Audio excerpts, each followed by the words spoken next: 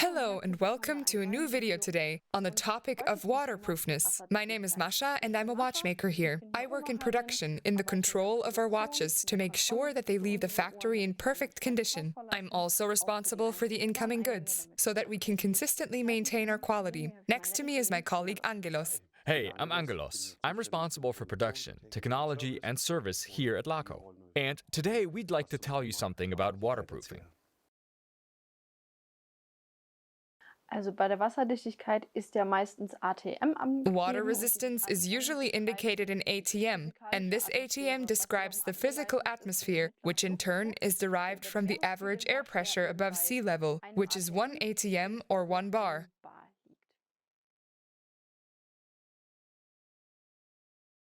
Yes, so there's a standard for water resistance, and that's graded differently, starting at 3, then 5 ATM, and then up to 10, 20, and 30. At 3 ATM, for example, the watch is only protected against splashing water and dust. At 5 ATM, you can wash your hands and take a shower, and at 10 ATM, you have a watch that is suitable for swimming.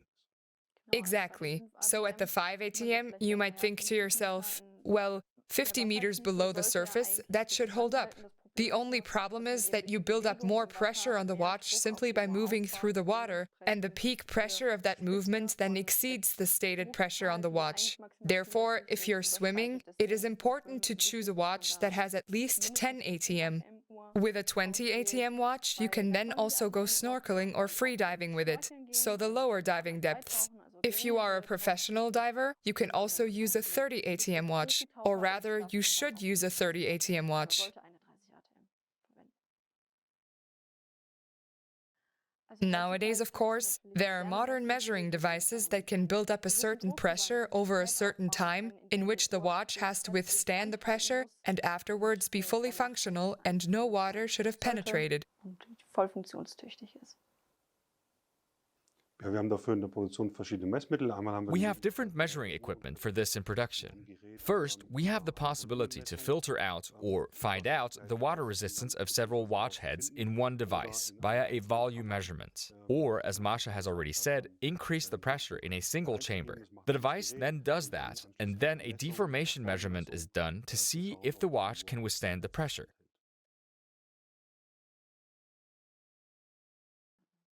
Well, we recommend our customers to have the watch resistance checked once a year. This can usually be done by any local watchmaker or any retailer.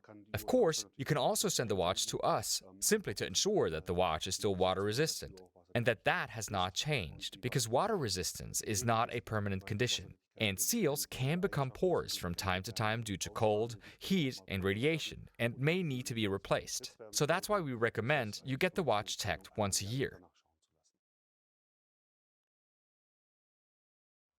That's it for our Q&A session on waterproofness. If you have any other questions, please post them in the comments. Yes, thank you very much for watching. Please remember to subscribe to our YouTube channel and, of course, to our newsletter so that you don't miss any news. See you next time!